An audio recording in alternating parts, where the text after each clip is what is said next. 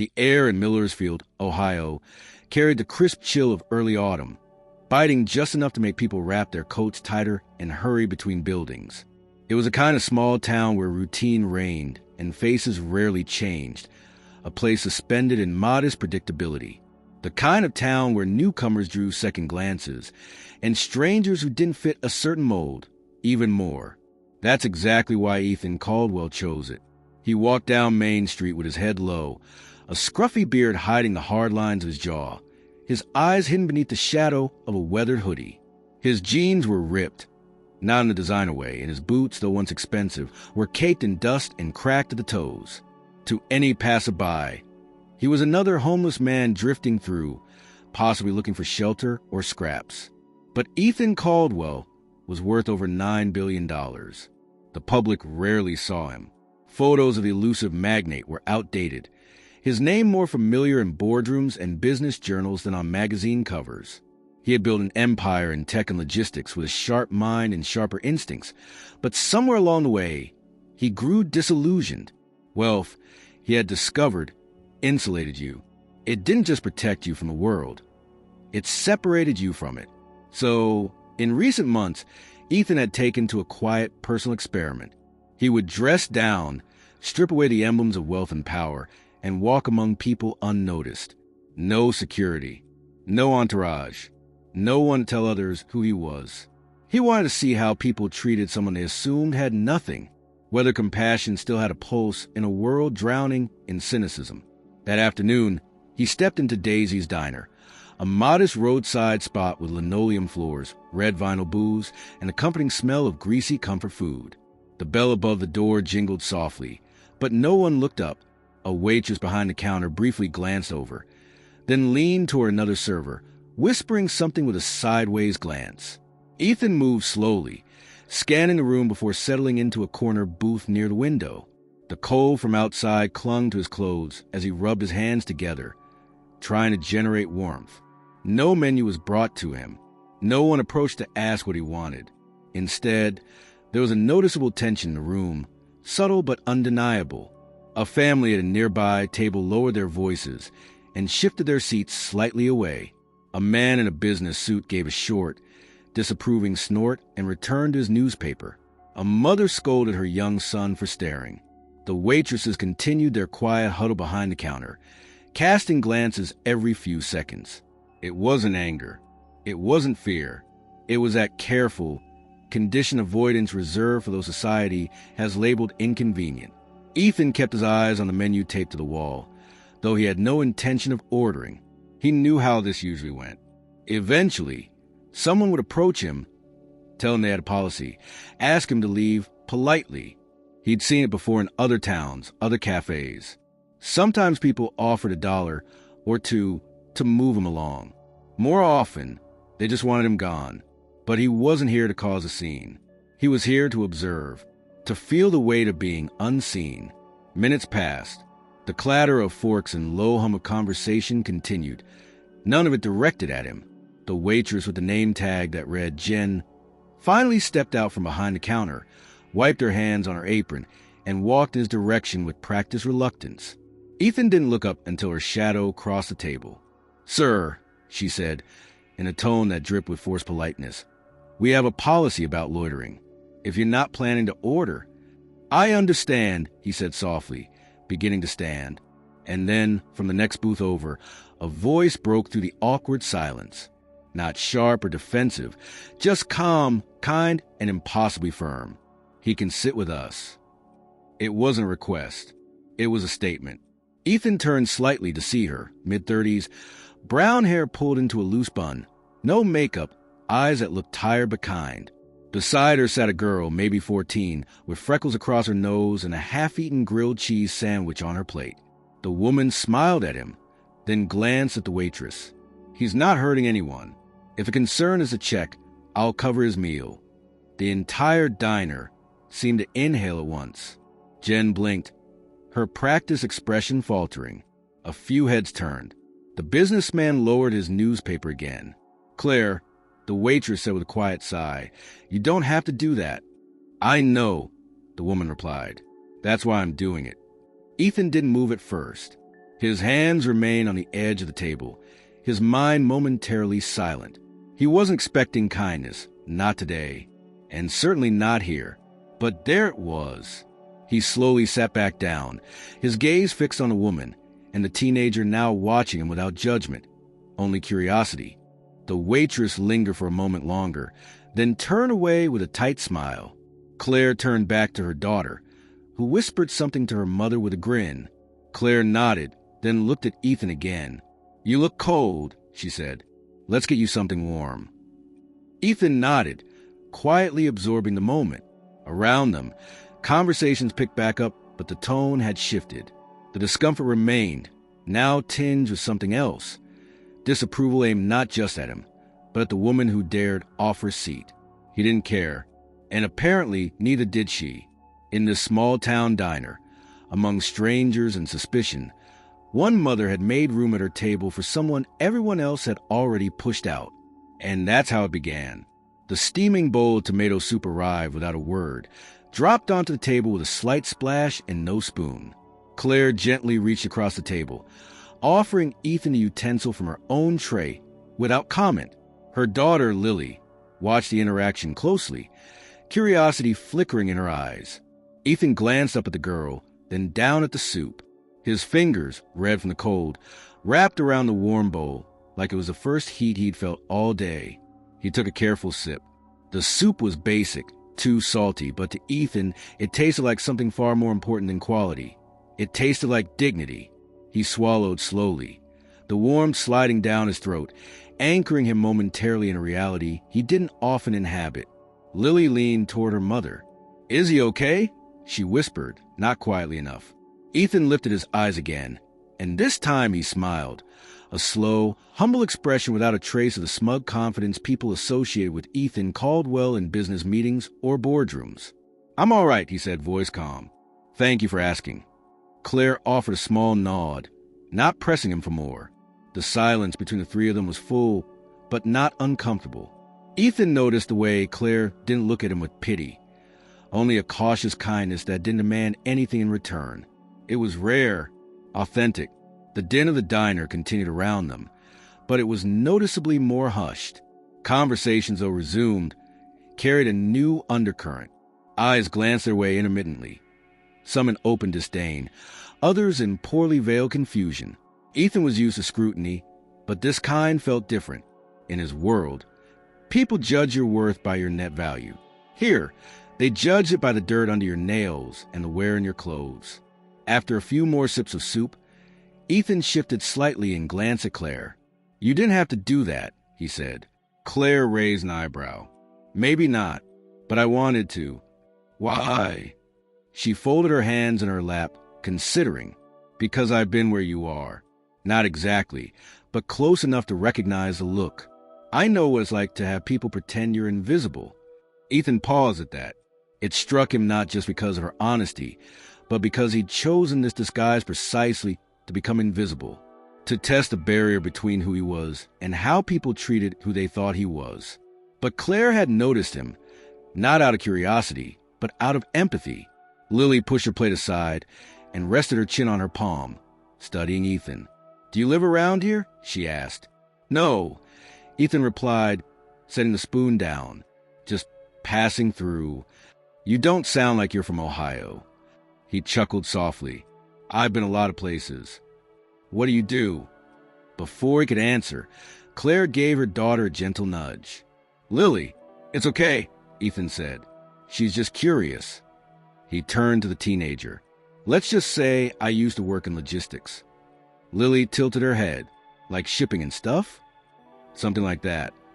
Claire narrowed her eyes slightly, not prying, but clearly trying to place the way he spoke. His words were careful, precise. Not the sort of cadence one expected from someone who appeared to be down on their luck. It was in the way he held his posture, even slouched, and the quiet assurance that lingered beneath his modest replies. "You used to work?" Lily pressed on. "What happened?" Ethan looked down at the bowl, now half empty. "Life happened. Choices. Burnout. Doesn't take much to lose your footing."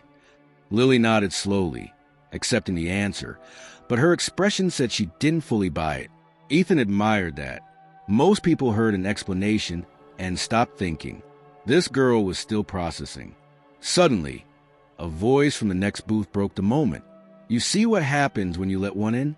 Next thing you know, the whole place smells like a shelter. Claire stiffened, turning slightly in her seat, but Ethan gently raised a hand, not in protest, just in silent request for restraint. The speaker didn't even glance their way again, simply continued buttering his toast as if he hadn't just hurled a comment like a stone. The waitress, Jen, walked by with a pot of coffee, clearly hearing the remark.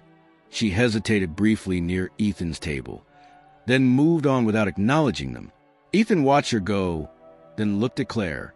"You've got a lot of courage, standing up like that." Claire smiled faintly. "It's not courage, it's just decency." "Don't sell it short," he replied. Lily had gone quiet, fiddling with the edge of her napkin. Ethan noticed and leaned slightly toward her. "You okay?" She nodded, but her lips pressed together in a way that suggested she wasn't. "I hate that people act like this," she muttered after a beat. "Like they know who someone is just by looking." Ethan leaned back, his face contemplative. People believe what's easy, and it's easier to judge than understand. Claire watched him as he spoke, something shifting behind her eyes. It wasn't recognition, not yet, but a growing suspicion. The man sitting across from her didn't speak, like someone who begged for meals.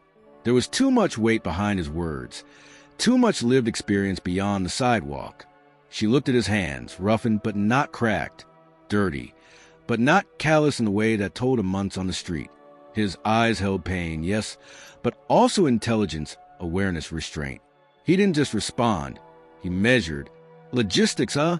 she asked, as if testing the sound of the word. Ethan shrugged. "Long time ago." Lily perked up again. "What kind of stuff did you ship?" Before he could reply, the front door of the diner opened again. A gust of wind swept in, pulling a few paper napkins off nearby tables.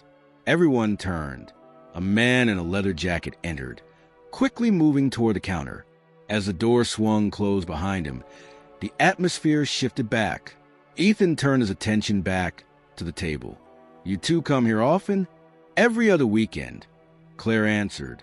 "It's cheap, and Lily loves the milkshakes. Especially the chocolate one," Lily added, her mood lifting slightly. "I'll have to try that next time," Ethan said. "You should," Claire said, offering him a kind smile. "That is, if there's a next time." Ethan met her gaze and held it for a second longer than necessary. There was no flirtation in it, just an unspoken acknowledgement of something rare. A connection formed not by shared background or convenience, but by sheer circumstance and mutual choice. The soup was gone now. Ethan placed the spoon gently into the bowl and looked down at his hands. He flexed his fingers slowly, as if returning feeling to them after a long numbness. Lily stood up to get a napkin from the counter. As she passed by a table, a man muttered something beneath his breath. Lily heard it. Her back stiffened, but she kept walking. Claire watched with a clenched jaw. Ethan said nothing. He'd seen what he needed to see. But something inside him had changed. The experiment wasn't over, but its results were already taking shape in unexpected ways. He hadn't just observed kindness. He had felt it, and now, for the first time in a long while, he felt the stirring of responsibility, not just to reward it, but to understand its source. As Lily returned, smiling as if nothing had happened, Ethan realized he wasn't ready to leave yet, not until he knew more about these two people who, without hesitation, opened their table, and perhaps something deeper, to a stranger they believed had nothing to offer in return. The uneasy stares had not faded. If anything, they had intensified.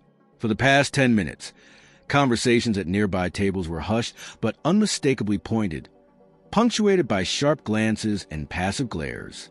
Claire could feel it crawling beneath her skin, the judgment pressing in like a slow-building fog. Ethan, ever composed, stirred the paper wrapper from a straw between his fingers, his expression unreadable. But he noticed every whisper, every movement, every inch of cold hostility pointed in their direction. A plate clattered near the kitchen window. Jen, the waitress, walked over briskly and snatched it up, her movements clipped and tight. She paused near their booth, not quite looking at Claire, but directing her voice in her direction. You might want to wrap things up soon. We got a rush coming. Claire met her eyes squarely. We're not done. Jen's jaw tightened. She didn't argue. Instead, she walked off, muttering something under her breath that Ethan couldn't quite catch. But Claire did, her lips pressed into a thin line. From behind the counter, the manager emerged. Mid-50s, tall, stocky, wearing a collared shirt tucked too tightly into his belt. His name tag read Russ. He approached slowly, as if giving Claire one last chance to avoid confrontation. She didn't take it. Ma'am, he began, voice low but firm, I think it's time for you and your party to finish up and let the table go. Claire didn't flinch. We're paying customers. Russ folded his arms. This ain't about you. It's about him. He jabbed his chin toward Ethan. Claire exhaled, measured and calm. And what exactly has he done besides eat a bowl of soup and drink a glass of water? Russ's eyes narrowed. He's making the other customers uncomfortable. He's sitting. Quietly. You know what I mean. No, she said, her voice now louder. I don't think I do. Lily, sensing the rising tension, reached for her mother's sleeve, but Claire didn't look at her. Her gaze stayed locked to the manager's. Ethan had remained silent, unmoving, watching with the stillness of someone who had seen far worse. But what he hadn't expected was a raw nerve Claire struck just by refusing to comply. Russ leaned in slightly, lowering his voice again. Look, lady, I'm asking nicely. Don't make this harder than it has to be. Claire smiled, tight and joyless. Is that a threat? Russ didn't answer. Instead, he straightened up and looked around the room, as if silently asking the other patrons to validate his stance. A few nodded subtly. One woman muttered, It's just common sense, to the person next to her. Then Claire stood, slowly, intentionally. I've been polite. I've said nothing to anyone, and I have no intention of leaving because you or anyone else here has decided this man doesn't belong. Russ held up his hand. I don't want a scene. Then stop causing one. Her voice echoed slightly in the diner's confined space. The room had gone still. Even the clink of cutlery had paused. Ethan looked at Claire now with something deeper than admiration. There was anger in her tone, but not the uncontrolled kind. It was a kind that came from years of having to speak louder to be heard, of defending the defenseless because she had once been among them. Russ took a step back. This is a private business. We reserve the right. To serve who you choose, I know, but you already served us, and now you're trying to make us leave. So which is it, Russ? He blinked, startled that she'd read his name tag, that she had turned the formality of his authority back onto him. She didn't raise her voice again. She didn't need to. Fine, he said, finally, tone sharp. Stay, but don't expect dessert. He turned and walked back toward the kitchen, not bothering to hide his irritation. Claire sat again, slowly. Her hands trembled slightly as she picked up her fork. Lily was still watching her, wide-eyed. You didn't have to do that, Ethan said quietly. Claire looked at him, her voice softer now. Yes, I did. Lily reached across the table and grabbed her mother's hand. Claire gave her a faint smile and squeezed it back. The moment passed, but the atmosphere in the diner never recovered. The rest of their meal was endured rather than enjoyed. Plates were cleared quickly. Refills were ignored. No dessert menus were offered. It was clear they were no longer guests, only tolerated presences. Yet none of them moved. Ethan glanced out the window toward the street. The sidewalk was emptying as the afternoon gave way to the early shadows of evening. The sky was overcast, dull and low. He turned back to Claire and Lily, both eating slowly, clearly aware of the scrutiny that had not faded. You've got courage, he said again quietly. That's rare. Claire looked over at him, weary but resolute. It shouldn't be. I know, he said, but it is. Lily broke the silence. You've done this before, haven't you? Ethan turned to her. What do you mean? Sat in places like this. Worn clothes like that. Talked to people like us. Ethan gave her a measured look. Maybe. Don't talk like someone who lives on the street, she said plainly. You sound like my teacher. Or someone who runs a meeting. Ethan smiled slightly but didn't answer. Claire tilted her head. So who are you really? Before Ethan could respond, the door of the kitchen swung open again and Russ reappeared, this time walking briskly to the front door. He flipped the sign to close, even though it was still an hour before posted closing time. The customers inside looked up, confused. Russ raised his voice. We're done for the day, folks. Power outage warning. Sorry for the inconvenience. The lie was clumsy. Ethan caught it immediately. So did Claire. We should go, she said, reaching for her purse. Ethan nodded, pushing back from the booth. Yeah.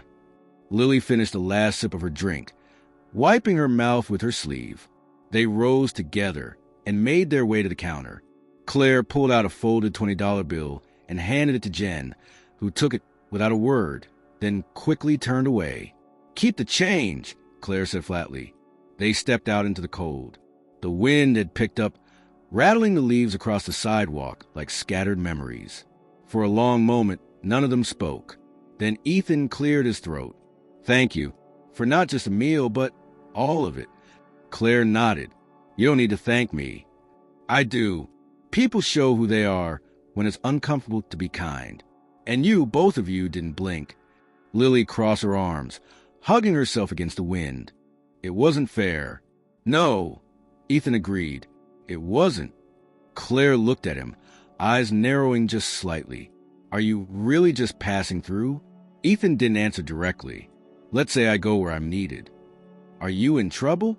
No. Are you looking for something? He paused, then answered carefully. I think I already found it. Claire gave him a strange look, part suspicious, part curious, part something else she hadn't yet named.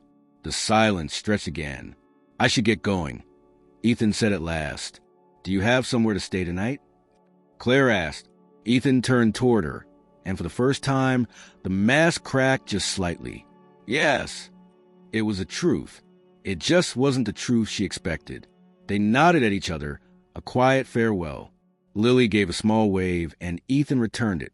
As they turned and walked down the sidewalk together, Ethan remained standing outside the diner. He watched until they disappeared around the corner, then pulled his hands into the pockets of his hoodie and turned the other way.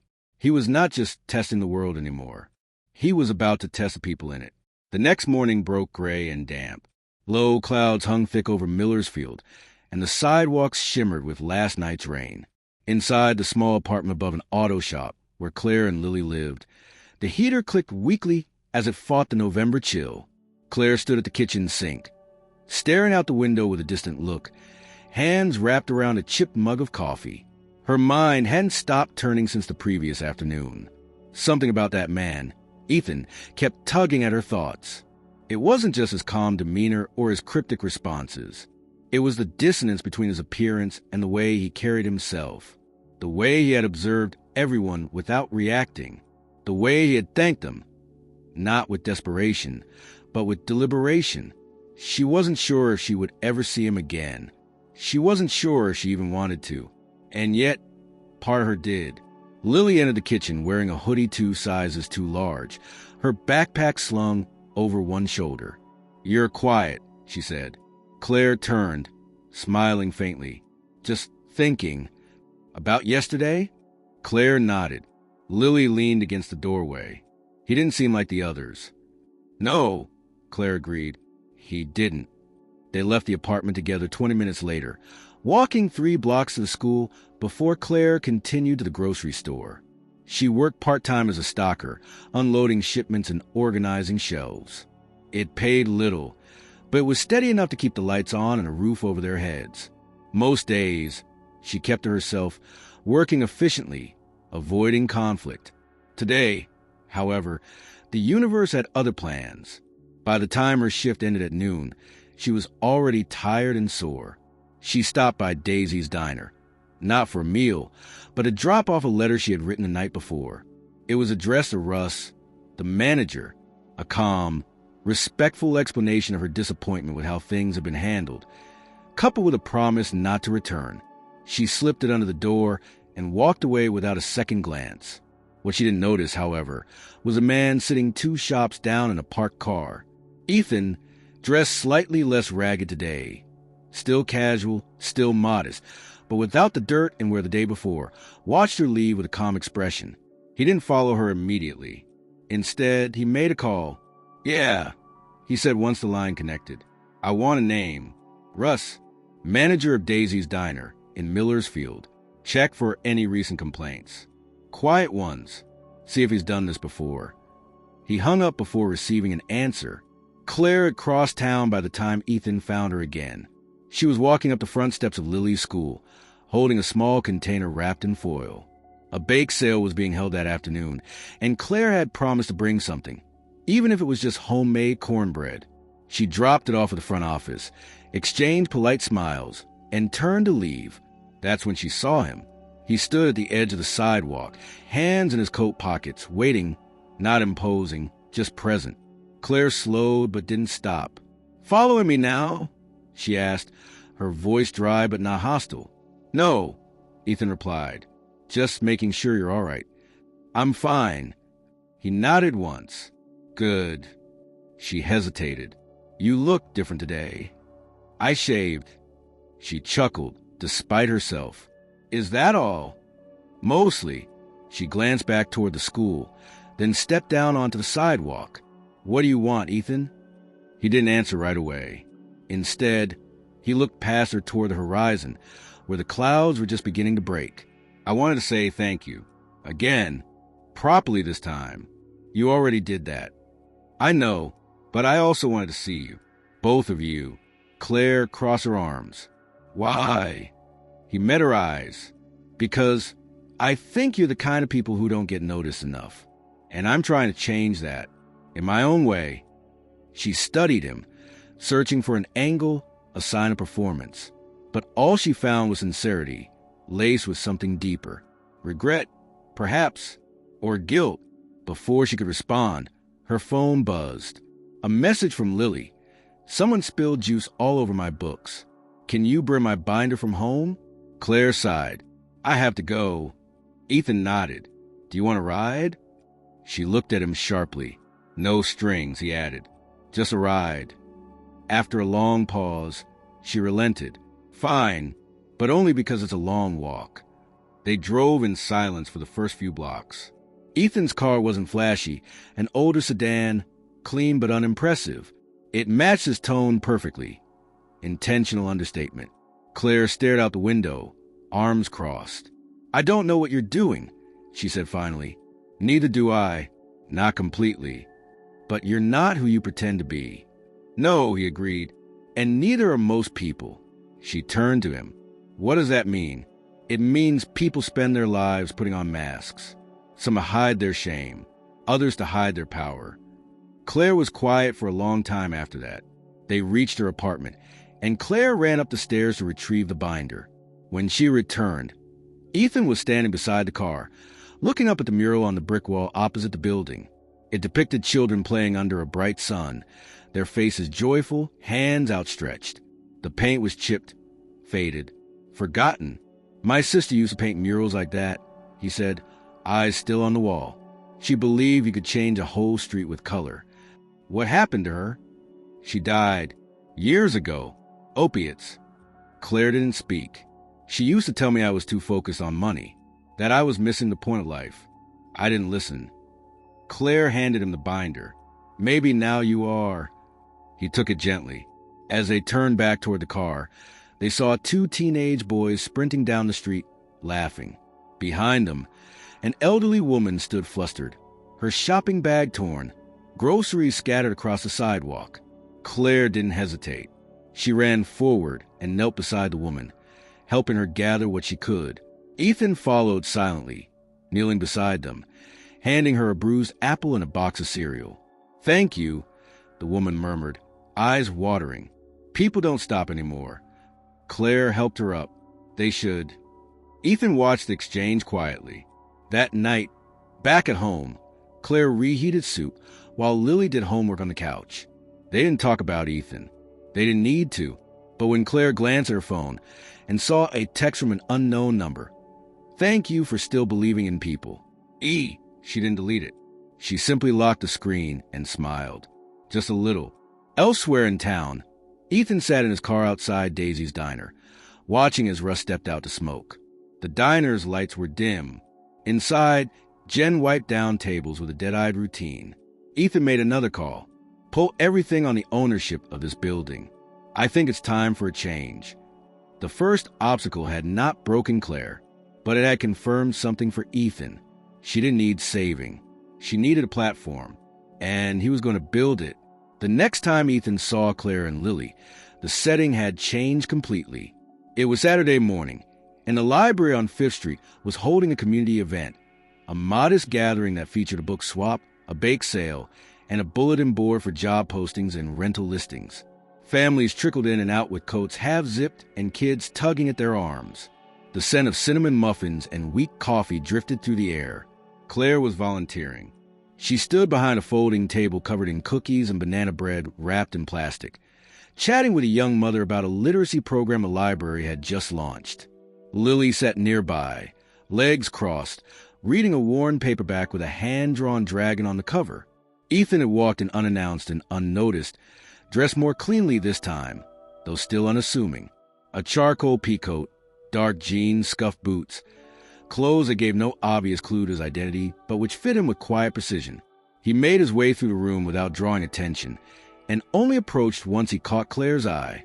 She paused mid-sentence when she saw him, but recovered quickly, wrapping up the conversation with a smile before stepping away from the table. "You just show up everywhere, don't you?" she asked, hands on her hips. "I'm persistent," Ethan replied. "You could say it's a professional habit." Claire narrowed her eyes, amused but still guarded. "Is that so? What profession trains you to follow women across town?" "I prefer to think of it as showing up at the right time." Lily had noticed him too and walked over, closing her book with one finger still marking her page. "Hey," she said casually, though she was clearly intrigued by his sudden reappearance. "Hey," Ethan replied. "Find any good books?" "This one's all right," Lily said, holding it up, "but I think it's missing half the pages." Ethan took the book and flipped through it. She was right. The back half had been ripped out, leaving the story unfinished. He looked at her. "Do you like to write?" Lily blinked. "Sometimes." "Then finish it yourself." She grinned at that, then walked off with the book still in hand. Claire crossed her arms, watching her daughter. "She doesn't open up to people easily." "Smart kid," Ethan said. "She reads a room before she speaks." Claire turned back to him. "And what about you? What do you read before you speak?" "People." "Do you always answer with riddles?" "Only when I'm trying to avoid a direct question." Claire smiled, but it was a kind of smile that sharpened instead of softened. "So let's skip the riddles. What do you do, Ethan?" He hesitated. Just a moment. It was the briefest flicker, but Claire saw it, his internal calculus measuring how much to reveal, what to hold back. "I build systems," he said finally. "For what?" "For moving things. Goods. People. Resources. I solve logistical problems." Claire cocked her head. "You mean like supply chains?" "Exactly. That sounds high level." "It can be. Did you go to school for it?" "No," Ethan said, then added, "I left college after one semester. Learned what I needed elsewhere." "Self-taught genius?" He gave a small laugh. "Hardly. Just stubborn." Claire studied him again. The way he spoke, the weight behind his words. It wasn't just intelligence. It was confidence born from experience, from success. She'd worked with people who boasted for a living, but Ethan was the opposite. Everything he said was understated, calculated to reveal just enough. "You've done well for yourself," she said. Ethan looked around the room. "I've done a lot of things, not all of them well." Before she could respond, a man from the library staff approached with a clipboard, asking Claire about donation receipts. She stepped aside to help, leaving Ethan momentarily alone. He walked toward the bulletin board, pretending to read the flyers. A few were handwritten: babysitting services, tutoring offers, rooms for rent. One flyer caught his eye: Warm Coach Drive, donations needed.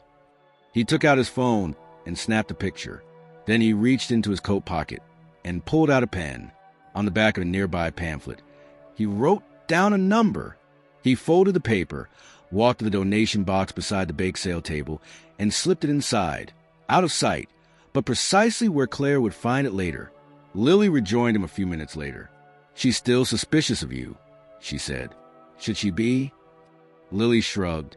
"Maybe. You don't talk like a regular person." "That's a compliment, right?" Lily smirked. "Depends on the day." They stood in silence for a moment. Then Ethan asked, "What do you want to do when you grow up?" Lily didn't hesitate. "Travel. Learn languages. See everything. Ambitious. I don't want to end up stuck in a place like this." Ethan nodded slowly. "That's fair. But places like this also build character." Lily rolled her eyes.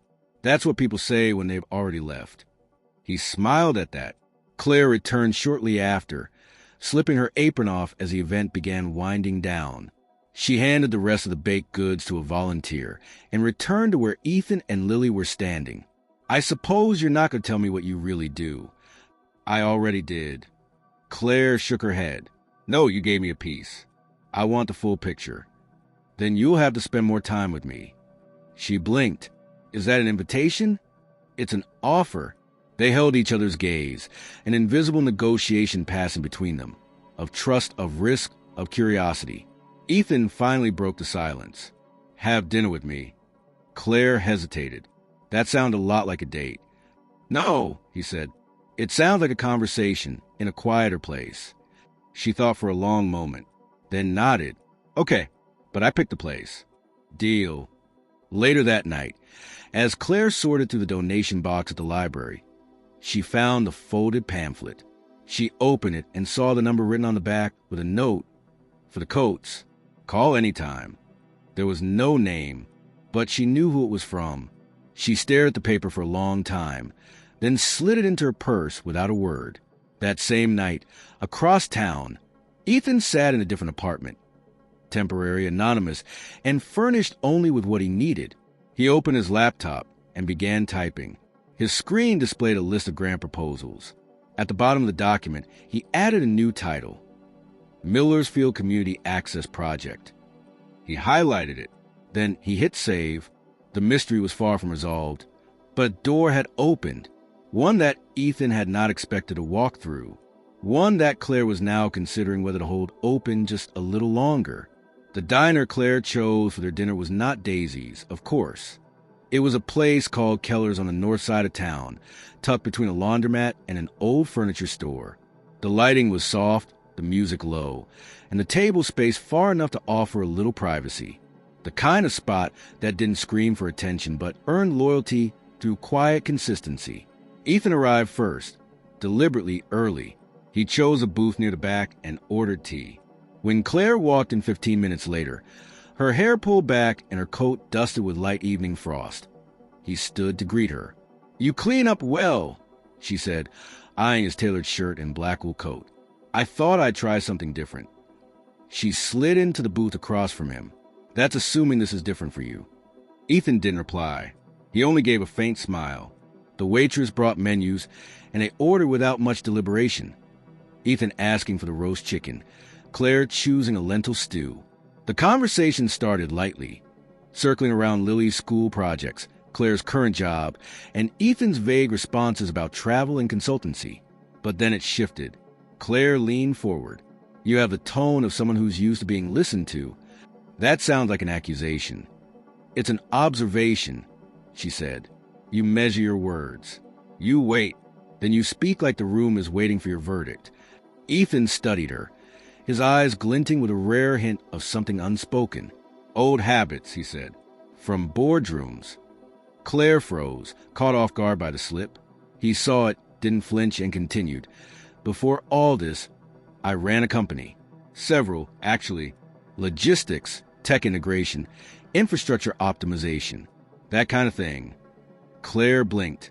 "And you just left?" "Not exactly," he said. "I stepped away." "Why?" He exhaled slowly. "Because I was beginning to forget what mattered. And I wanted to know what people were like when they thought I had nothing." The silence that followed was thick. Claire leaned back. And what have you learned? That most people are exactly who they pretend not to be. But once in a while, you find someone who is exactly who they are, even when it costs them. Their food arrived then, disrupting the intensity of the moment. They ate quietly for a few minutes, the clatter of cutlery and soft jazz from the speakers filling the space between them.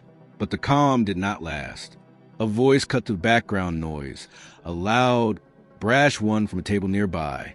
I'm just saying, the town's changing and not for the better. You let one vagrant in. Suddenly they all think they belong. Claire stiffened.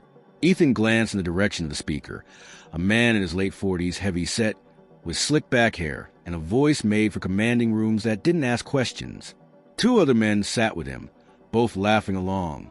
Claire muttered under her breath, "You've got to be kidding me." Ethan's voice was quiet. "You know him?" "Name's Daryl Moxley. Owns half the strip malls in town. Thinks it gives him a license to speak for everyone." Moxley's voice carried on.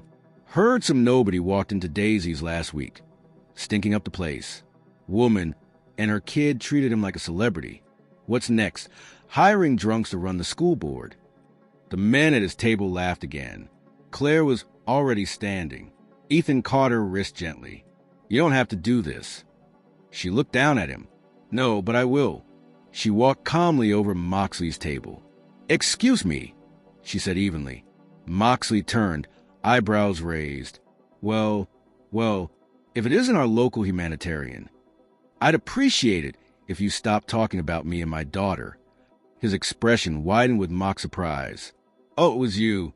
Thought I recognized the tone, self-righteous and sharp. Tell me, Claire, you running for mayor now. Just trying to live in a town that doesn't choke on its own prejudice." The other men chuckled awkwardly. Moxley leaned back in his seat. "You think helping one stray makes you a saint? That man probably wanted out of a rehab center and landed in your lap." Claire didn't blink. "He was hungry. We fed him. That's what decent people do. What you call decency, others call enabling." Claire's jaw tightened. "And what you call property, others call a town, a community. You don't own people, Daryl, no matter how many signs you slap your name on." The table went quiet. Moxley's expression soured, but he didn't fire back. Claire turned and walked away, head high, shoulders squared. Ethan hadn't moved from the booth, watching everything with quiet intensity. When she slid back into her seat, he spoke softly. "You didn't have to defend me." "Yes, I did. He's not a man who forgets easily.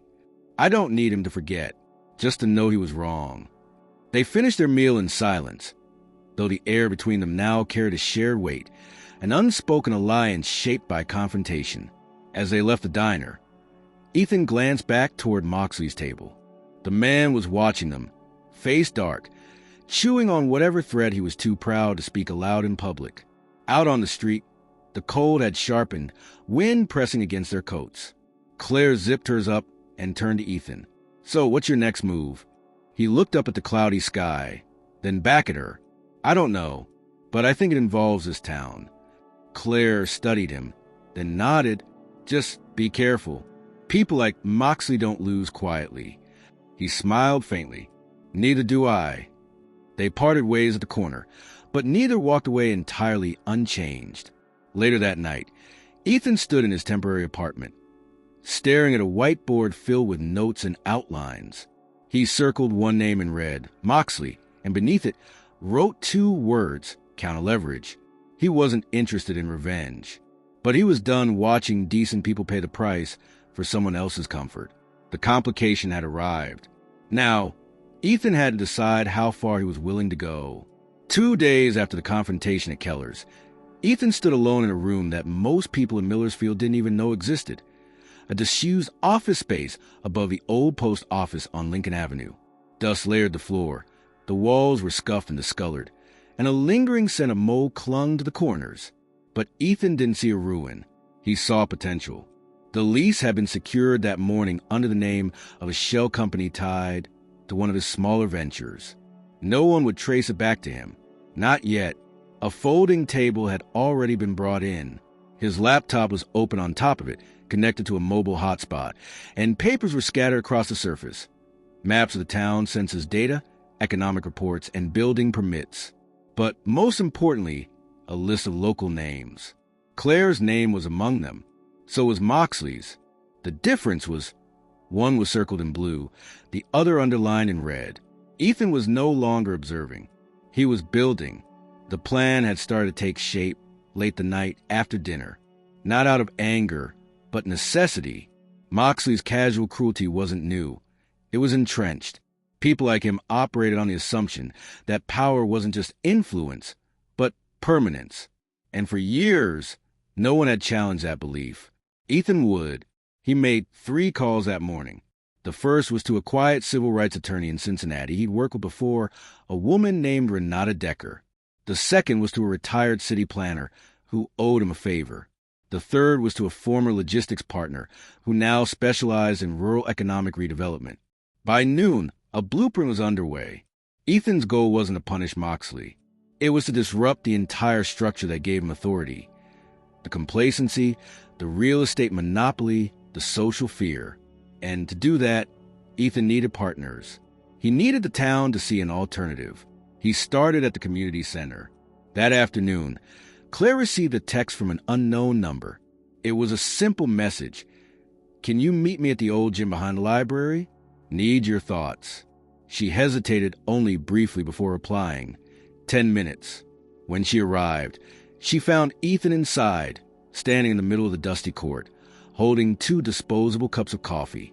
"This is a strange choice for a meeting," she said, taking the cup he offered. "I like quiet places when I'm making loud plans," he replied.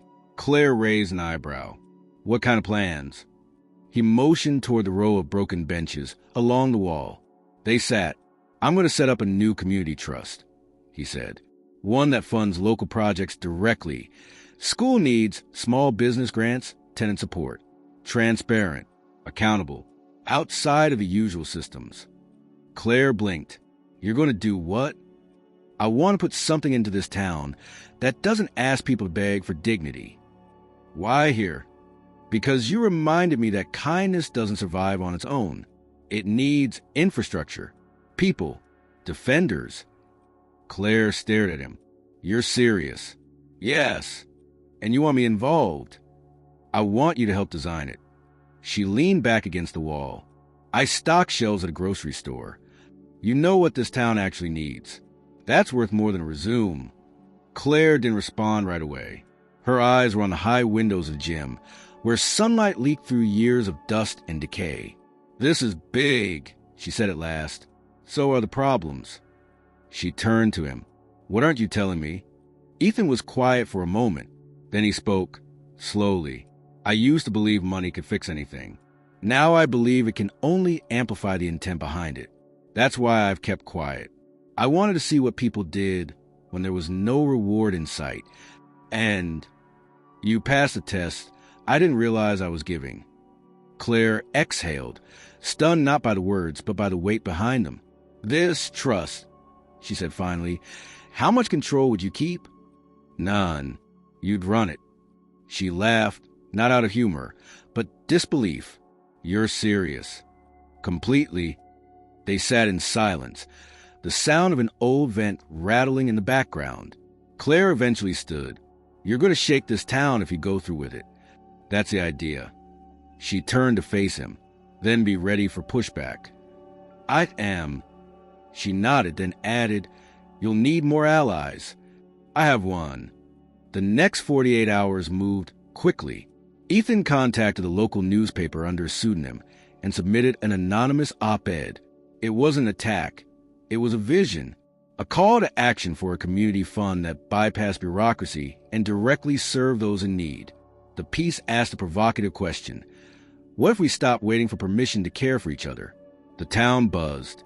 By noon the next day, copies of the paper had been clipped to bulletin boards and passed around in coffee shops. Moxley's name wasn't mentioned, but his shadow loomed behind every paragraph. And he noticed. At Keller's, he slammed the paper down on the counter, barking at the owner. "Do you know who wrote this garbage?" "No." The owner replied, eyes wide. "Says anonymous." Moxley growled. Well, someone's gonna pay for it. That evening, Ethan stood outside the public library with Claire and Lily, watching as volunteers unloaded boxes of books and donations from a battered van. A few of them had read the op-ed and brought extra items to the coat drive, saying it made them feel hopeful. Lily tugged on Ethan's sleeve. "Are you the one who wrote that thing in the paper?" Ethan looked down at her. "What do you think?" She smiled. "I think you talk a lot like the person who did." He returned the smile but said nothing. Claire approached. "We've got the beginnings of a board, 5 volunteers, 1 school principal, and 2 people who've never agreed on anything until now." Ethan nodded. "Good. That's how we start." He stepped aside and made a call. When the line connected, he said, "It's moving faster than expected. Send the paperwork. Draft the incorporation under the name Hollow Oak Trust." "Yes, I'll transfer the first $500,000 by the end of the week." The foundation had begun. The town had stirred. And Moxley, watching from the sidelines, realized for the first time in years that he was no longer the only one pulling strings in Millersfield. The morning the Hollow Oak Trust was officially announced, the town's energy shifted. Flyers appeared across storefronts and churches, pinned to school bulletin boards, and tucked into paper bags at local bakeries. It was no longer just an idea. It had formed a name, a growing coalition. Claire had spent the night reviewing draft bylaws and organizing the first formal meeting for the advisory council, set to be held in the library's multipurpose room that Friday evening. Ethan had stayed mostly in the background. True to his word, he let Claire lead. She handled the outreach, the meetings, the schedules. He was a shadow behind curtain, quietly funding, gently steering, but never demanding credit. That afternoon, Claire sat at her kitchen table, highlighter in hand, reviewing the proposed distribution model. Lily was in her room, preparing a presentation for school. The heater hummed weakly, and the window beside her rattled slightly as the wind picked up. She didn't hear the knock at first, but when it came again, sharp, deliberate, she stood slowly and opened the door. 2 uniformed officers stood in the hallway. "Claire Evans," one asked. "Yes," she said cautiously. "We need to ask you to come with us. There's been a complaint filed." She blinked. "A complaint? About what?" "We were told you've been misrepresenting financial interests in name of a non-registered organization. We'll need to bring you in for a brief conversation. You're not under arrest, just assisted with some questions." Claire's stomach twisted. "This is about Hollow Oak?" The officers didn't confirm. They simply waited. "I need to let my daughter know I'm leaving," she said, voice tightening. One officer nodded. "Of course." Inside, Lily appeared in the hallway, just as Claire explained. "They say they just want to talk," she said gently, though her voice betrayed the worry beneath. "I'm coming too," Lily said, already grabbing her coat. "No, sweetheart," Claire said. "Stay here. I'll be back soon." But Ethan was already pulling into the driveway. He saw the police cruiser, parked at an angle, lights off but unmistakable in its presence. He stepped out of the car, eyes instantly on Claire. She looked stunned, her hands visibly shaking as she handed Lily her phone. "What's going on?" Ethan asked as he approached. One officer stepped forward. "Sir, please stay back. This doesn't concern you." "She's part of my advisory team," Ethan said calmly. "It absolutely concerns me." Claire spoke up before the officer could respond. "They said someone filed a complaint about fraud." Ethan's face changed then, not in anger, but in that terrifying stillness that meant something was already unraveling in his mind. He stepped aside and let the officers lead Claire to their car. "I'll meet you there," he told her. She nodded once before disappearing inside the vehicle. Inside the station, Claire sat in a dull gray room with no windows and a buzzing overhead light. The questions came slowly, methodically. Where was the money coming from? Had she received any donations under the Hollow Oak name before registering with the state? Had she promised any disbursements? Offered services? They asked if she'd met anyone under false pretenses. They asked if she was using her daughter's name as part of a sympathy campaign. Claire answered every question, steady but growing more incredulous with each one.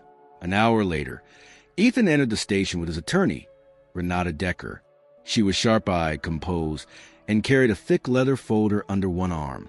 "Miss Evans is free to go," Renata said immediately after flashing credentials. "This conversation is over." The officers exchanged glances, but they didn't argue. Outside, as the three of them stood on the curb, Claire exhaled shakily. "What was that?" "A tactical strike," Renata said. Classic intimidation move. They weren't after a case. They were trying to shake the foundation. Claire looked at Ethan. Who would go that far? Moxley. Ethan said, or someone close to him. This was too coordinated for coincidence. Claire's hands clenched. They made it sound like I'm stealing from people. They want to kill the trust before it grows teeth. Renata pulled out a document and handed it to Claire. "We'll file for expedited status with the Secretary of State. I've handled bigger hits than this. But you need to be ready, they won't stop here." That night, Claire didn't sleep. Neither did Lily. The fear had seeped into their walls, cold and invasive. For all her strength, Claire couldn't shake the image of those officers standing at her door. The implication that her character, her dignity, was up for public dissection. The next day, news spread fast. A local radio host hinted at the incident during his midday segment, making vague comments about community leaders jumping the gun on noble causes. Online forums erupted with speculation. Moxley, careful not to leave fingerprints, whispered behind closed doors that people should be cautious about who they trust. Claire considered stepping down. She didn't say it aloud, but Ethan saw it in her eyes when she met him the following afternoon. They sat in his temporary office, the old post office still half dismantled. The plans for the trust sprawled across a corkboard behind him. "I didn't ask for this," Claire said quietly. "I know. I'm not made for war." "You are," Ethan said. "You've just never been given the right armor." He slid a folder across the table. Inside were 3 printed testimonials from townspeople, names she knew, willing to speak publicly about how her work had already impacted them. Claire read each one in silence. A teacher, a woman with 2 jobs and a son in speech therapy. An elderly man who'd received his first winter coat in years through the donation drive she helped organize. Her hands trembled slightly as she closed the folder. "I'm so tired," she said. "Then rest. But don't quit." She looked up at him. "You don't know what it's like being the target. Everyone watching for you to fall." "I do," Ethan said. For the first time, his voice cracked. Not from volume, but from a memory of something long buried. Claire didn't ask, but she understood. By Friday, the advisory meeting still happened. Fewer attendees than expected, and with a noticeable hesitancy in the room. But it happened. Claire stood at the front with a clipboard in hand, her voice steady, answering questions, presenting the bylaws. Ethan sat in the back, silent, watching. At the end of the session, a woman stood. "I wasn't sure I'd come," she said. "Heard things, but I'm glad I did. This town needs someone willing to get uncomfortable." Claire nodded, emotion swelling behind her eyes. "We're not here to make people comfortable. We're here to make things better." Afterward, Ethan waited outside. When Claire stepped out into the night, her breath fogging in the cold air, he asked, "Still thinking of walking away?" "No," she said, "but I might cry in the shower." That's allowed. The emotional blow hadn't crushed her, but it had left a mark, a visible one. And in that wound, Ethan saw both her fragility and her strength. She was still standing. So was the trust. But both now had enemies they couldn't ignore. The first snow of the season arrived overnight, blanketing Miller's Field in silence. By morning, rooftops were coated in white, and the streets shimmered under the weak sunlight. Children bundled in oversized jackets trudged to school, their laughter echoing against storefronts and empty alleyways. Inside the newly cleaned community space above the post office, Claire moved between tables, placing documents into label folders. The Hollow Oak Trust second advisory meeting was scheduled to begin in less than an hour, and despite the bitter weather, she expected more people this time. A small heater hummed in the corner, doing little to cut the chill that had settled into the old walls. Ethan stood near the window, watching the snow fall. His coat was still damp from the walk over, and his hair carried the scent of wind. Claire glanced at him, a pen between her fingers. "You okay?" she asked. He didn't answer immediately. "Something's off," he said. Claire set the pen down.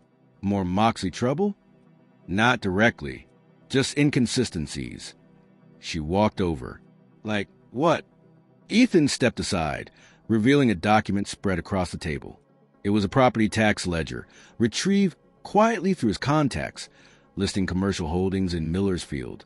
"Look here," he said, pointing. "This strip of buildings on Crescent. It's listed under a holding group that doesn't match anything Moxley's name is tied to. So I checked the history. That group didn't exist until 8 months ago. But those properties, he's been managing them for years. Through proxies. That group is a shell. And guess who signed the registration documents?" Claire leaned in. Her eyes widened. "Jen." Ethan nodded. "The waitress from Daisy's. Her name's on the papers." Claire was quiet. "You think he's using her?" "I think he's more careful than he looks. And I think she's in deeper than we realized. She seemed scared when we were there. She probably was." Claire sat down slowly. "So what does this mean for the trust?" Ethan looked at her. "It means he's hiding assets. Possibly using people like Jen to spread liability in case things collapse. Why would he need to hide anything? He runs half the town already. Because he's preparing for something. Maybe legal trouble. Maybe a sale. But something's coming. And he doesn't want it traced back to him."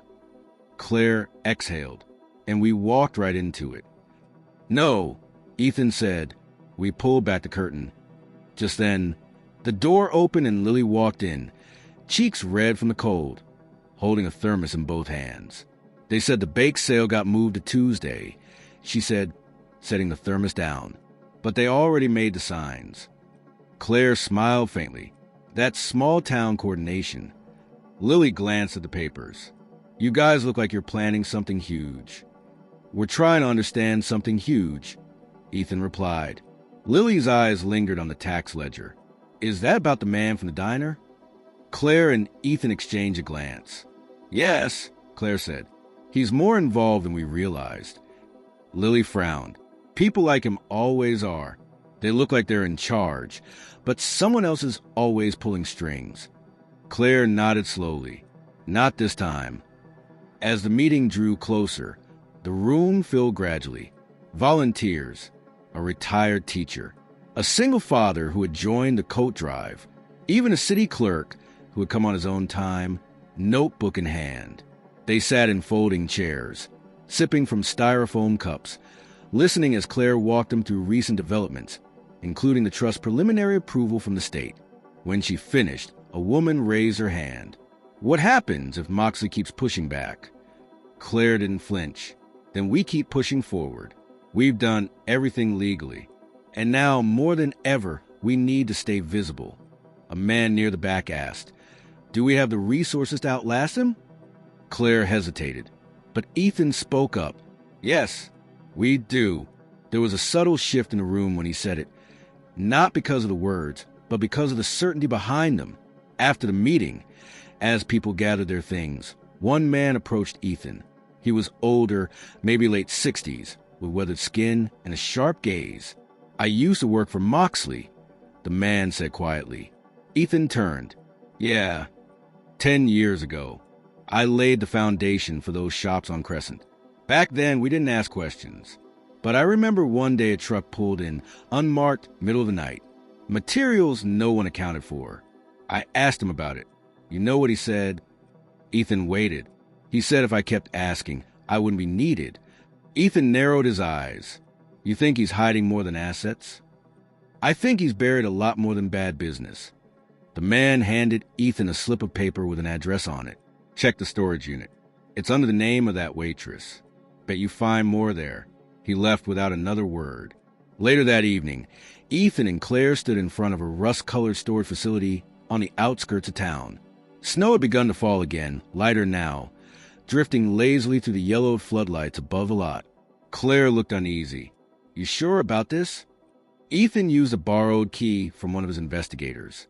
"No, but I trust the lead." The lock clicked open. The door slid upward with a groan. Inside, the unit was quiet, cold, and filled with stacks of banker boxes.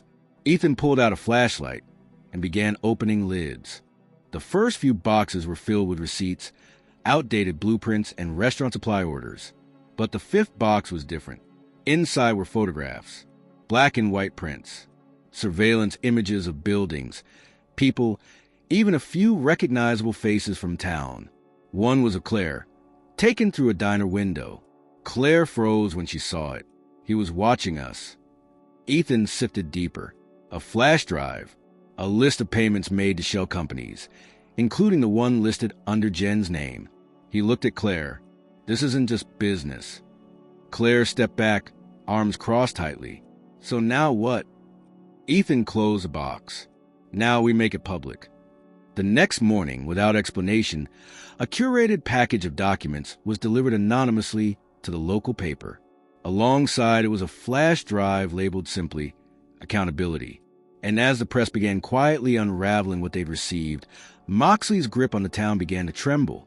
Ethan had kept his identity hidden long enough, but the time for anonymity was ending. By the end of the week, the storm had broken. The article in the Millersfield Gazette dropped just after dawn on Monday. It occupied nearly an entire page, running under the headline, Web of Influence, Anonymous Trust Tied to Hidden Real Estate Network, Shell Companies and Surveillance of Local Advocates. Though the piece did not name Moxley directly, the details were unmistakable. Descriptions of Crescent Holdings, the timeline of property acquisitions, and names of low-income tenants displaced under sudden lease terminations all pointed toward one figure in town. Claire read the article 3 times in silence. Then she folded the paper, placed it gently on the kitchen table, and looked across at Lily, who was eating oatmeal and watching her carefully. "Is it over?" Lily asked. Claire shook her head. "No, it's only just begun." That same morning, Moxley walked into his office above the downtown bank building and found 2 people waiting, a city official and a man from the county ethics board. They weren't angry, they were surgical. Calm, prepared. Moxley didn't yell. He didn't slam the door. He only sat down slowly and asked one question. Who sent it?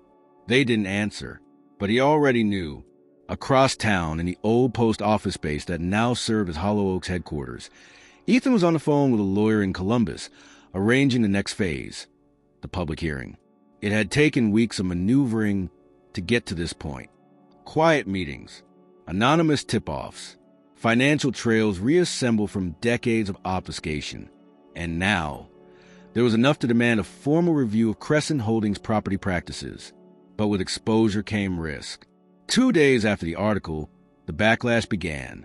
First, a letter arrived at Claire's door. No return address. Inside was a printed note. Keep your nose out of what you don't understand. No signature. No mistake about the intent. Then came the online rumors. Anonymous posts on community forums accusing Hollow Oak of exploiting donations, mismanaging funds, using vulnerable families as poster children for an urban agenda. Claire recognized the language. It had Moxley's fingerprints all over it. Volunteers began pulling out. One of the advisory members resigned, citing unwanted attention from their employer. The school where Lily studied received a complaint alleging that Claire was misleading the community. The principal, caught between discretion and duty, called her in for a discussion.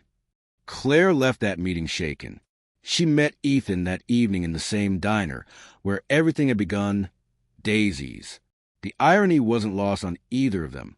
The waitress on shift was new, young, and oblivious to the history folded into the corner booth where they sat. Claire stirred her tea, without drinking. He's bleeding us out. Ethan nodded. He's testing how much pressure it takes before people retreat. I don't know if I can keep asking them to stay. You're not asking them, Ethan said. They've already chosen to follow you. She looked at him sharply. You speak like you know what it's like to lead a movement. He didn't respond. Claire tilted her head. I'm done playing around, Ethan. I need to know. Who are you? Ethan met her gaze. Not evasive, not distant. My name is Ethan Caldwell. Claire stared. Not the Ethan Caldwell, she said after a long pause. He nodded.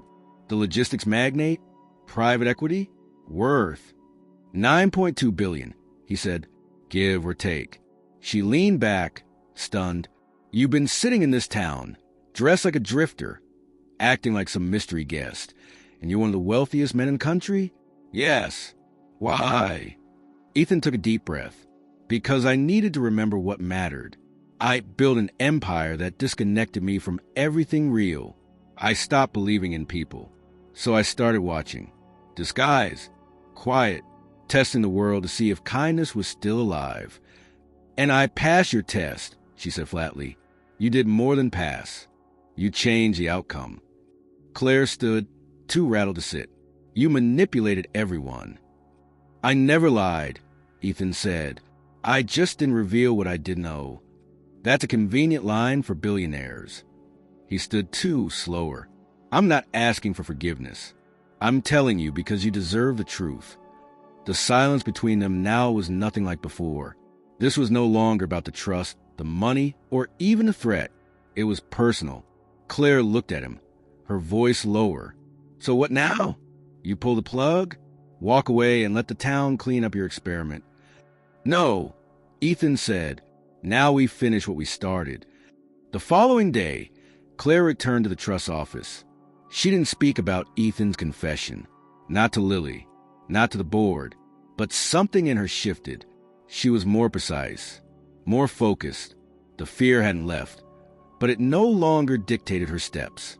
Ethan, for his part, no longer hid.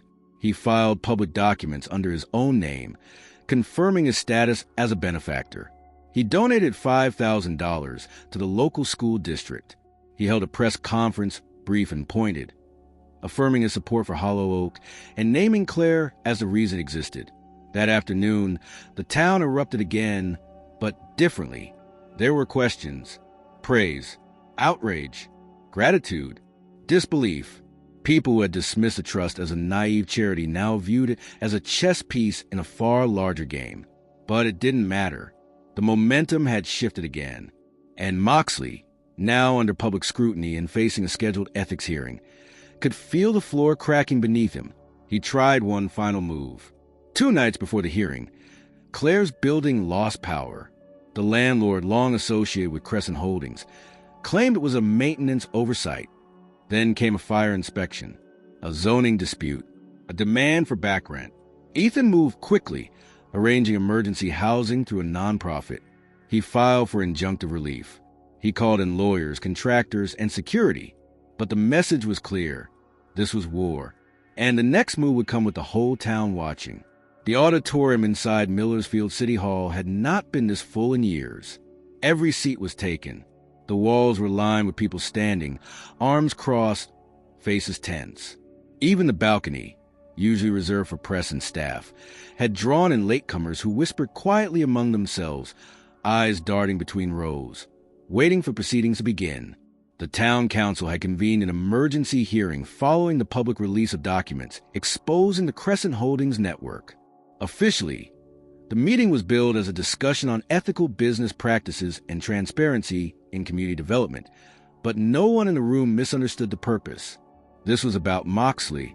Claire sat in the front row, not at the center of attention, but close enough to be seen. Her coat was folded neatly in her lap, and Lily sat beside her, clutching a small notebook. Several members of the Hollow Oak Trust were present, as were a few residents who had spoken out in the wake of the article. Teachers, small business owners, tenants who had quietly endured threats and hikes for years. Ethan arrived without fanfare. He entered from the side door, flanked by Renata Decker and 2 associates. Though now publicly revealed as a funder of Hollow Oak, Ethan remained composed, dressed in a simple black suit, no tie, hands at his sides. The noise in the room dropped the moment people noticed him. He took his seat in the second row, directly behind Claire, offering a silent nod. At the front of the chamber sat the council, 7 members, for whom had, at various times, accepted campaign support or business donations from entities now tied to Moxley. Their faces were unreadable, their smiles rehearsed. To their right, an empty table was marked with a name placard, Darryl Moxley. The town clerk approached the microphone. This hearing will now begin. Members of the public may speak in the order of registration. The first 5 speakers were routine. Business owners worried about the impact on local commerce. A librarian advocating for transparency. A schoolteacher calling for better protections for renters. But then the clerk called Claire's name. She stood. The room fell into a hush. "My name is Claire Evans," she began, voice steady. "You all know me or think you do. I'm a single mother. I work 2 jobs. I volunteer at the library. I started Hollow Oak Trust because I believe this town still had the heart to care for itself." She held up the newspaper. This article didn't surprise me. What surprised me was how many people said, "We always knew, but we couldn't prove it." That's what control looks like. It doesn't have to shout. It just whispers enough fear that no one dares speak first. She turned to the council. "I'm not here asking for justice. I'm not naive. I'm asking for daylight. For you to stop pretending you don't know how we got here." Applause followed, not loud but pointed. Claire returned to her seat. Lily squeezed her hand. Ethan was next. He walked a microphone, every step measured, and introduced himself with the same calm tone he used in boardrooms and press conferences. But this time, his words weren't for investors. They were for the town. "My name is Ethan Caldwell. Until recently, I was anonymous in your community. That was intentional. I didn't come here to be seen. I came to observe." He looked at the council. What I saw was a population convinced that silence was safer than confrontation, that being small was better than being visible. And I saw how one man, without title or badge, had shaped the temperature of this town. He let that settle. "I founded Hollow Oak Trust because Claire Evans gave me something I hadn't felt in years. Belief in people, not for what they could offer, but for who they were. And I backed it because I realized this town didn't lack resources. It lacked insulation from intimidation." Then Ethan took a breath. "And because I have seen men like Moxley before, in boardrooms, in government, in philanthropy, men who call their dominance inevitability. It's not, and today is proof." He stepped away from the microphone and returned to his seat. Whispers followed, some shocked, others energized. Then, a commotion near the entrance. Heads turned. The doors opened. Daryl Moxley walked in. Late, alone, dressed impeccably. He strode down the center aisle like nothing had changed, chin high, eyes forward, and took the seat marked for him. The tension in the room thickened immediately. One of the council members cleared her throat. "Mr. Moxley, we were not certain you would attend." "I wouldn't miss it," he said smoothly. "You're welcome to make a statement." Moxley stood. His voice carried easily. "Let me say, first, that I am appalled by the tactics used to turn neighbors against each other. Accusations made by individuals with outside interests and personal agendas. I've invested in this town for over 2 decades. I've created jobs, supported campaigns, funded schools." He pointed toward Ethan. "And now we have a billionaire from New York trying to play hero by tearing down what he didn't build." Gasps, murmurs. Someone in the back laughed derisively. Ethan didn't react. Moxley continued. "This trust may sound noble, but we have no oversight, no guarantees, just promises from strangers." He turned to Claire. "And as for Miss Evans, I commend your passion. But passion doesn't pay for roads or rescue failing businesses. Sentiment won't keep the lights on." He sat. The councilwoman blinked, clearly unprepared for the aggression. "Thank you, Mr. Moxley.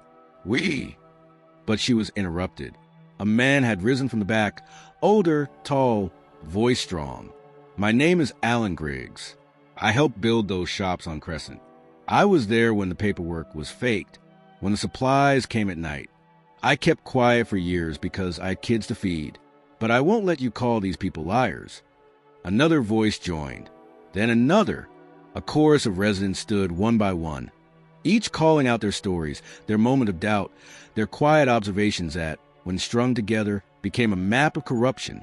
The council tried to restore order, but it was too late. The illusion had broken. Finally, a councilman spoke.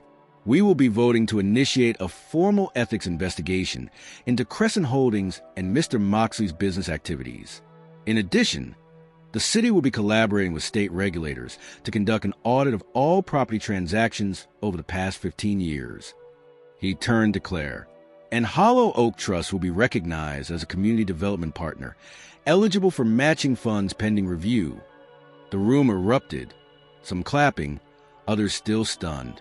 Moxley sat motionless, his face a mask of stone. Outside, the air was colder than when they had arrived, but there was something new in it. Weight had been lifted, not completely, but enough. Claire and Ethan stood together at the top of the steps, people milling below them. "You didn't have to do this," Claire said softly. "I did," Ethan replied. "Not for the town. For me." She looked at him. "So what now?" He smiled. "Now we build." But in his pocket, his phone vibrated. A message from a blocked number. "You made enemies with more than just Moxley." Ethan stared at it for a long time, because even with victory in reach, the game had only just shifted again. 3 weeks had passed since the hearing. Miller's Field had begun to shift in ways both quiet and profound. The gossip faded slower than the headlines, but it faded nonetheless. Hollow Oak Trust was no longer a rumor or a target. It had become an institution. Its presence was felt in small but unmistakable ways. Grocery vouchers for families who never asked for help before, a repair grant for a daycare that had nearly closed its doors, and a new after-school tutoring program hosted at the library. Claire now occupied an official role as executive director of the trust.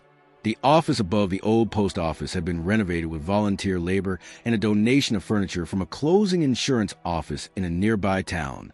The fluorescent lights still buzzed when they flickered on in the mornings, but the space was warm, full of energy and purpose. Ethan hadn't disappeared, but he'd stepped back from the day-to-day. True to his word, he allowed Claire and the board to guide the trust direction. He now spent much of his time coordinating with philanthropic contacts, securing matching grants, and funneling expertise to local projects. He remained in Miller's Field, no longer a shadow, but not a spotlight either. People knew who he was now, and the town, surprisingly, had adjusted quickly to the truth. But beneath the surface of progress, tension still hummed. The threat from Moxley had faded, though not vanished entirely. With the investigation underway, he kept a low profile. Some whispered that he was preparing to sell off his assets. Others speculated about legal deals behind closed doors. Whatever the truth, he was no longer the fixed center of town power. One late afternoon, as snow flurries danced in the wind and the sun dipped behind leafless trees, Claire stood by the window in her office, staring out at the street below. Across from her, Lily sat on a small couch, sketching in a notebook with her headphones on. Claire turned. "How's it coming?" Lily didn't look up. "Good. It's a scholarship essay. They asked about a moment that changed how I see the world." Claire moved closer. "And what did you write about?" Lily hesitated, then smiled faintly. "A bowl of tomato soup." Claire chuckled. "That was a strange day." "Best day," Lily said quietly. Claire sat beside her. "You're really doing this." Lily looked up. "Do you think I'm ready for college?" Claire nodded. "You've been ready since the moment you stopped pretending you weren't smart." Lily leaned her head against her mother's shoulder. They sat like that for a moment longer until a knock came at the door.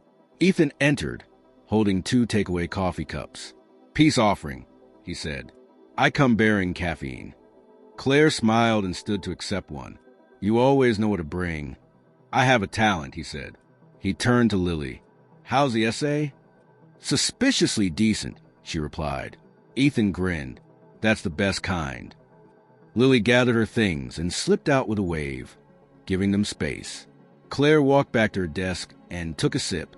"It's starting to feel real." "It is real." She looked at him over the rim of her cup. "I don't know what I expected. I just thought maybe once the storm passed, I'd go back to normal. But now this is normal." Ethan nodded. "You created something permanent." "I had help." "No," he said. "You had opportunity. What you did with it was yours alone." There was a pause. "Do you miss it?" Claire asked. "The world you left?" Ethan leaned against the wall. "Sometimes. The structure, the momentum, the way you can make decisions that affect thousands with a phone call. But none of it felt like this. Like what? Like consequence, he said. Like it actually mattered. Claire tilted her head. And what about when this ends? When the town doesn't need you anymore? Ethan smiled. That's the goal. The heater clicked on, pushing warm air into the room. Outside, a few children walked past dragging plastic sleds, their laughter muffled through the glass. Claire turned to him again. I got a letter today. From the State Education Board. Lily was awarded the full scholarship. Ethan didn't flinch, but his eyes softened. She earned that. Claire took a breath. I know you had something to do with it. I didn't pull strings. I just made sure someone read her application first. She'll leave in the fall, Claire said, and I'll have to learn what to do with silence again, or fill it with something new. She gave him a long look. Are you staying? Ethan answered slowly. I don't know. I never planned to, but leaving feels unfinished. Claire leaned against her desk. You started something here, whether you meant to or not. I started with a question, Ethan said, and I got my answer. What was the question?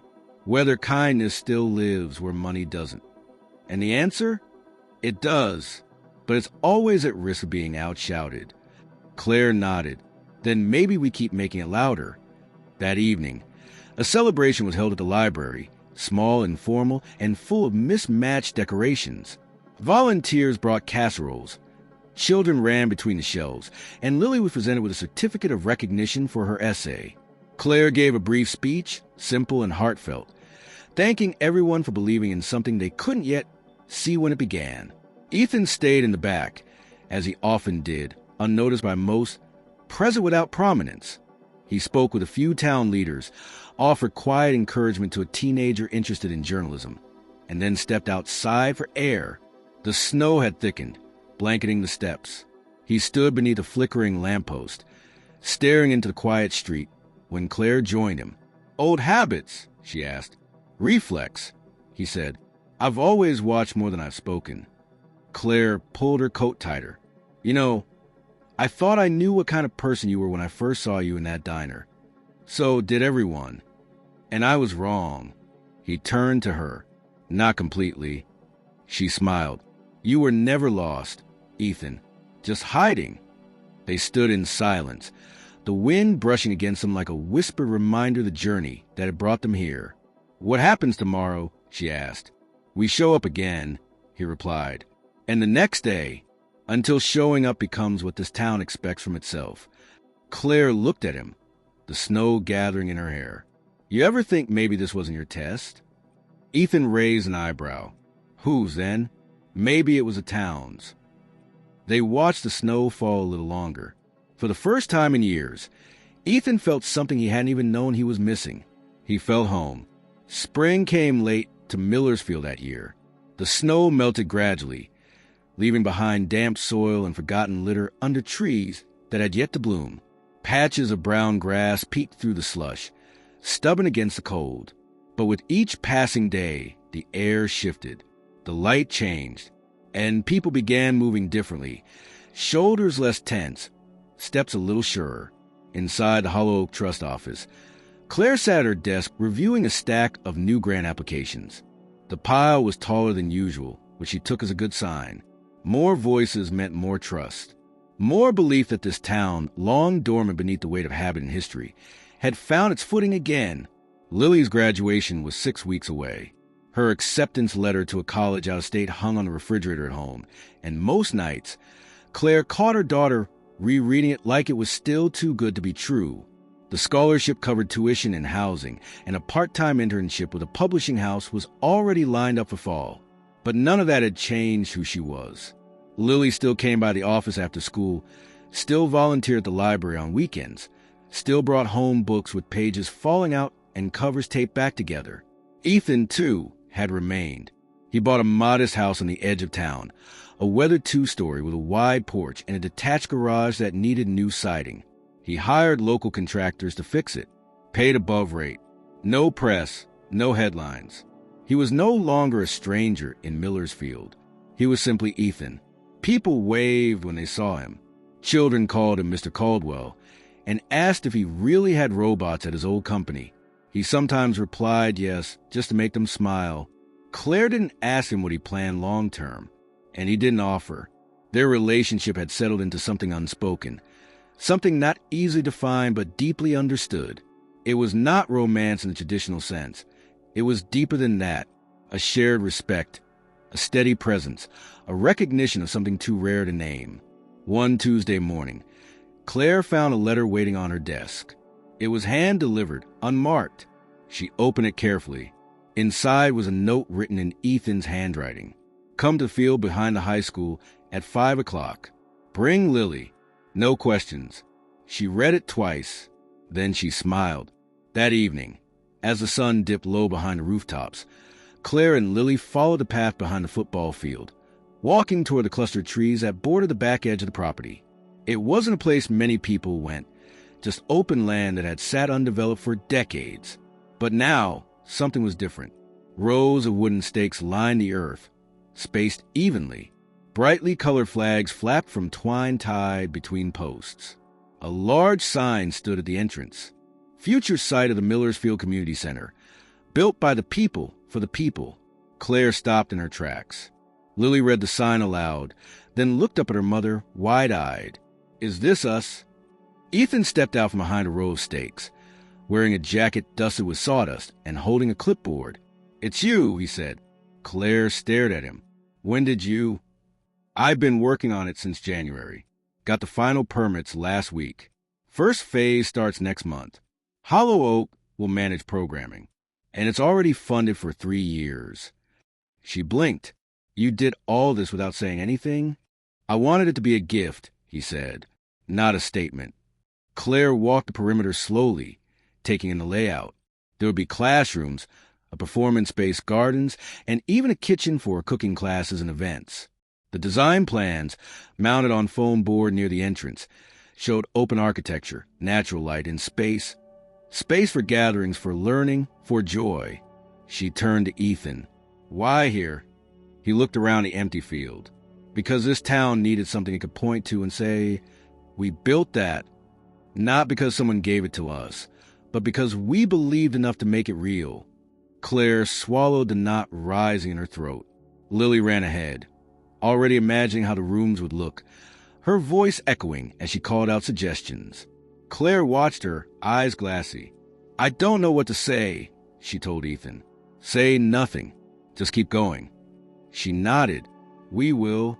The opening of the center was set for the following spring, but by summer, word had already spread. People signed up to volunteer. Tradesmen offered services. Retired teachers proposed workshops. Someone started a fundraiser for a mural. The trust grew, too. Grants were approved faster, more efficiently. A scholarship fund was launched in Lily's name for future first-generation students. Claire was invited to speak at a state conference on rural revitalization. She accepted reluctantly, with Ethan sitting in the back row during her presentation, smiling quietly as she outlined how Hollow Oak wasn't just about funding, but about reintroducing hope in places that had been taught to expect very little. One evening, after a long board meeting, Claire and Ethan walked the main street together. The sky was streaked with orange, and the streetlights were just beginning to flicker on. I used to hate this town, Claire said. Ethan looked at her. And now, I don't know, maybe I never hated it. Maybe I just hated feeling small in it. You were never small, he said. You just didn't have a microphone. They walked in silence a while longer, past the library, past the diner where they had first met. I was thinking, Ethan said, about telling my story, publicly.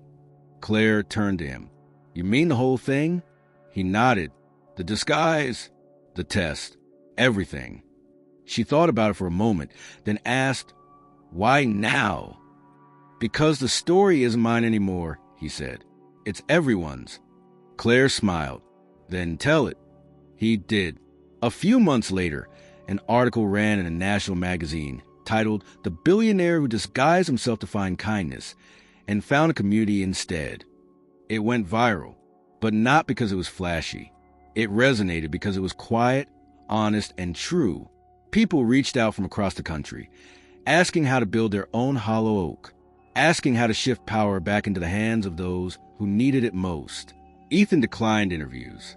Claire did a few, cautiously, and Lily, when asked what it felt like to have grown up at the center of a story like this, simply said, "It felt like home." Years later, the community center would still stand, expanded, bustling, covered in murals. The photo of its groundbreaking, a candid moment of Claire, Lily, and Ethan standing side by side in a snowy field, would hang near the entrance. Visitors would stop to read the plaque beneath it. In memory of a question, "Is kindness still alive?" This was the answer